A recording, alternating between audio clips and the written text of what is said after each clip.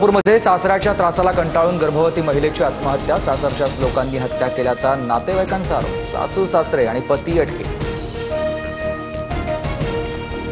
देशात 37 जणांचा कोरोनामुळे मृत्यू, 4000हून अधिक सक्रिय रुग्ण, तर केरळमध्ये सर्वाधिक 1400 कोरोना रुग्ण. पाकसाठी हेरगिरी केल्याच्या आरोपात मोहालीत जसबीर सिंग नावाच्या युट्यूबरला अटक. जसबीर ज्योती मल्होत्रासोबत पाकिस्तानात आयोगातील दानिश या नावाच्या अधिकाऱ्याला भेटल्याची माहिती आहे.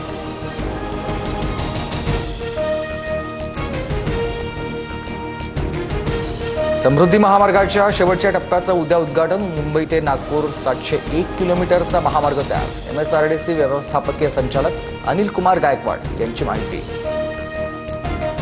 विठ्ठल आणि रुक्मिणीच्या ऑनलाईन दर्शनासाठी संख्या वाढवण्याचा मंदिर समितीचा निर्णय.